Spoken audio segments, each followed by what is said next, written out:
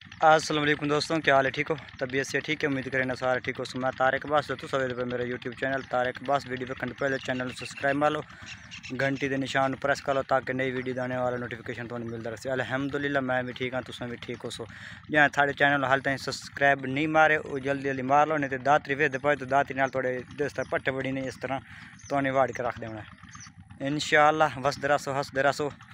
तो अज तुम पता भी लग गई सी व्लॉग करने दे असा कि आए पते हैं तो तुम अस पिछ बैक साइड से विखा ही देने एक नाल मेरे नाल का वड्डे का पता पट्ठे कोई ये बनने तो पट्ठे छट्ठे भी पैन। अज मैं आया पता धान पट्ठे वड्डन गाह बुझना अगे सब अपने पट्ठे छट्ठे तो गड्ढे बन ये सिर्फ शौकीनी तौर मैं अज आया पट्ठे वड्डन तुहानू विखाण वास्ते। मतलब तुस ये ना आखो ये सिर्फ घर काम शाम करेंदा नहीं तो वरना और कोई काम ही नहीं करेंगे, एक मिस्त्री वाला काम करें तो फिर मेरे सारा पसीना पसीनी हुए होता क्योंकि इतनी गर्मी इस गर्मी के बावजूद भी मैं आज धान पट्ठे वढ़ेंदा पे। तो धान पट्ठे वढ़ने कितने आसान हैं तो कितने मुश्किल हैं, हर बंदा वढ़ेंदा तो मैं अज आजमाइंदा पियाँ कितना मैनू ये हार्ड वर्क महसूस होंदा। जेडे खलोते पट्ठे जेडे होंदे या घर गड्ढे हुए होंदे वो सब तो जल्दी वढ़ी वजदे पर ये थोड़े जे मुश्किल होंदे। ये क्यों मुश्किल होंदे? ये पानी वढ़ने पौंदे धान एक एक दाना करके उजना पौंदा तो उस वास्ते मैं अज ट्राई करेंदा पियाँ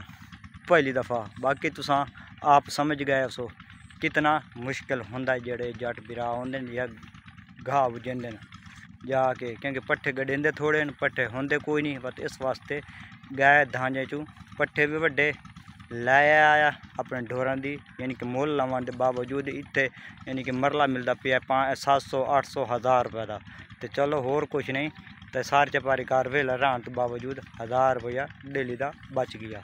तो इस वास्ते तुसां अपना मैं 1000 बचाइंदा पियाँ। तो हुण मैं वाड़ लवां पट्ठे तो वध तुहानूं मिलदे हैं बाद च।